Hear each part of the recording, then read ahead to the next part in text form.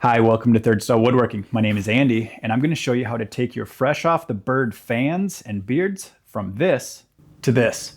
I designed and built this mount, and I call this one the landing zone.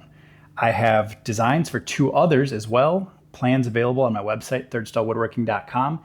These have everything you need, including one-to-one printable templates to build one of your own. Now let's get back to the shop, and I'll show you my tips and tricks for processing your fan and beard, and then we'll move on to the woodworking. The first thing that I know is these back feathers aren't going to be necessary. They won't be visible once the fan is spread open on the wall, so I can take those off.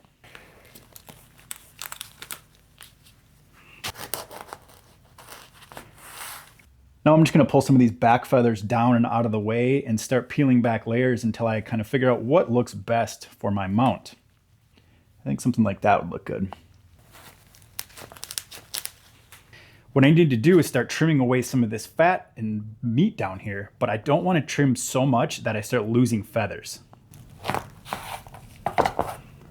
Now I'm just going through and removing some of this excess meat and connective tissue in here. A wire brush like this is really useful to start scraping some of this fat out. Now, I could go crazy removing this fat. I could use the camp fuel method and really scrape it all out, but I find that it's really not necessary with the method that I'm going to use. The main goal, though, for me is to get it to look almost like a comb.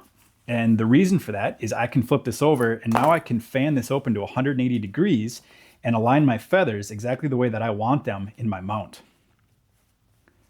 For me, the only way to mount these things is using Bondo. I've done the borax method. It's okay, but it takes weeks to set, and Bondo takes about 15 minutes, and it gives you the benefit of allowing you to position your feathers exactly the way you want them. Now, Bondo would stick to this cardboard, so I used a little bit of spray adhesive, and I attached some plastic wrap on here so that I have a smooth, flat surface. I wonder what would happen if you ate Bondo. 10,000 likes and I'll try it.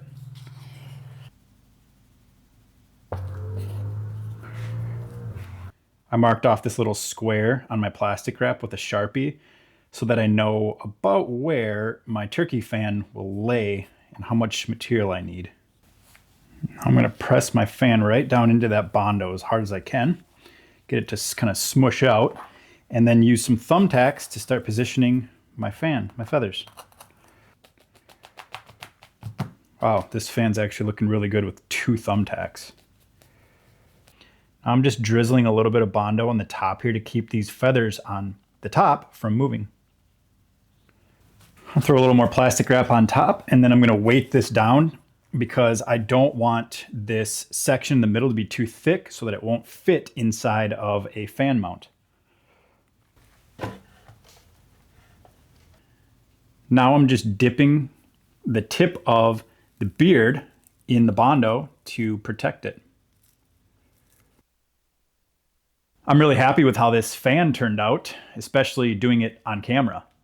Now the fun begins. While that Bondo was curing, I printed off the plans and the templates to turn this alder board into a mount to display the fan. Whether you're using my templates or ones that you found online, a key step is to make sure you print at 100%. I have a 2x2 calibration square on here. If you print and measure that, it comes out at 2 inches, you know your dimensions are all going to be correct.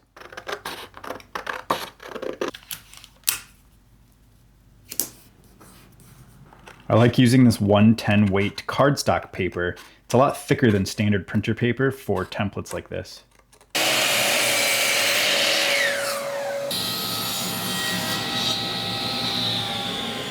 With these templates now cut out and the boards rough cut to size, all 32.5 inches, I need to join these two together in order to fit the wider top and middle pieces. A little wood glue and some clamp pressure is all that it needs. While I wait for that glue to dry, I'm going to work on this piece, which is named bottom. It's the piece that goes against the wall. I like attaching these templates to the wood using a repositional spray adhesive. It lets you move this template around if you don't get it in the exact right spot the first time. One super important note, these templates are all made to go on the back of your boards. So if this is the face that I want facing out, my template goes back here.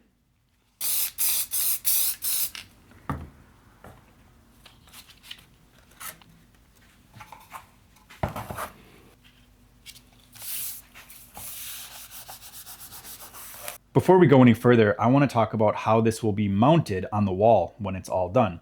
A super common method is to use one of these sawtooth picture framing hooks.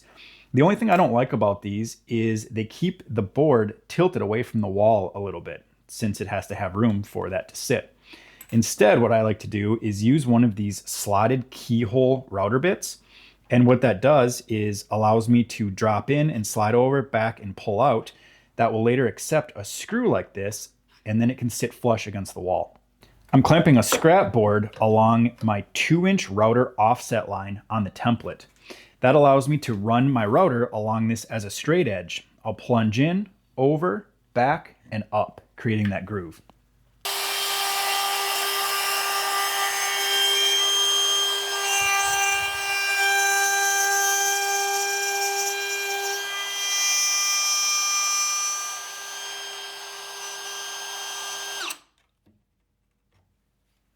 It's a really simple bit, but it does its job. If this screw is in the wall, the mount would go on, slide over, and hang just like that. To remove it, over and out.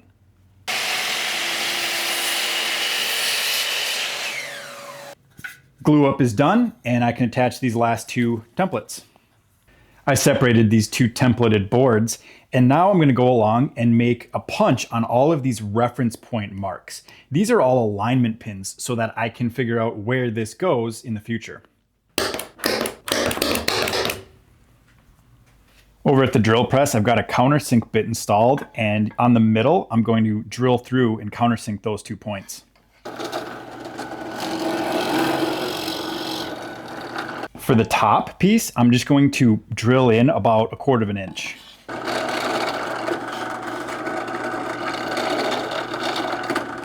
The top gets drilled all the way through.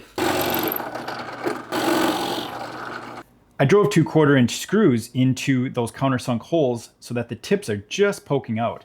Now I can align those to the holes drilled into the top piece, and I know that I'm centered. Now I'll screw these in, and I've got the 2 pieces joined. The reason for attaching the middle to the top with these 2 screws right now is when using a jigsaw, or in my case a bandsaw, to cut this curve, I then ensure that both of these pieces have an exact flush and matching curve.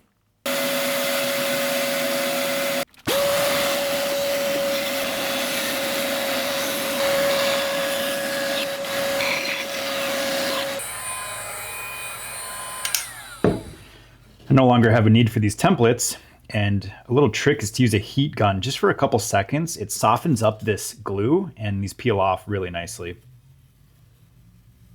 Now I can permanently attach this middle piece to the top with some glue.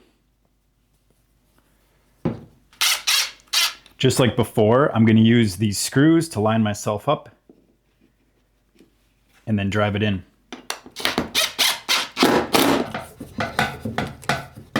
While that glue dries, I'm going to work on a decorative profile for the bottom piece. Remember, this is the back of it where the holes are. This is the face, so this is where I want my edge. I'm going to use a Roman ogee bit. I've had a lot of good luck with this bit. We use it on a lot of different mounts, and it always comes out looking nice. I'll link all of the different router bits, tools, everything in the description, on the plans, and the build article. I think that looks pretty nice. Note that I did not route the top edge because we want that flat.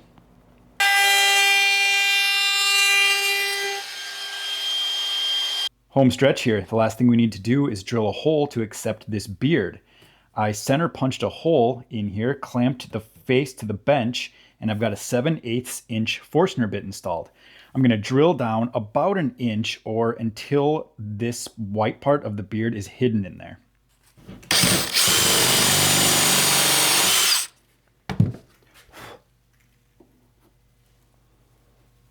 That looks about right. I sanded these parts down to 220, cleaned off the dust, and then applied a pre-stain wood conditioner. Now I'm rubbing on an oil-based stain. This is Special Walnut. I think it looks really nice on this alder, and it's going to be a nice complement to the dark fan behind it. Something I always do when I'm applying stain is find a way to get a handle on it. And here I've got the 2 pre-drilled screw holes, so I just took a scrap board and made myself a handle by driving 2 long screws through, and then I can clamp this on the bench to dry. I let that stain cure, and now I'm just finishing up my 3rd and final coat of an oil-based wipe-on polyurethane. I think this works great for things like decor. It doesn't take a lot of abuse, but gives it just enough shine and protection to last.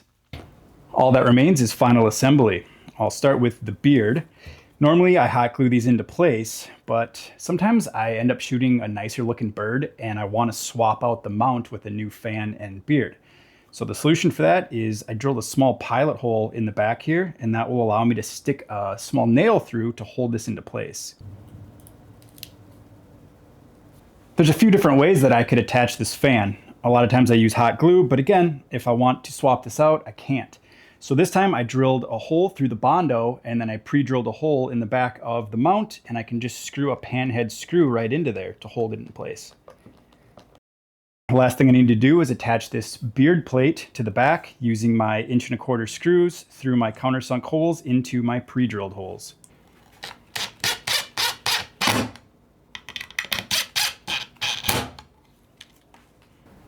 I'm really happy with how this turned out. This pattern, the landing zone, is definitely one of my favorite designs. Reminder, I do have plans available for that, the Sunny Strutter, and the Boneyard Tom. These plans include everything from your supplies, materials, tools to use, the dimensions, the cut lists, and of course the one-to-one printable templates. All of that is available at thirdstallwoodworking.com. Thank you for watching, happy hunting, and happy woodworking.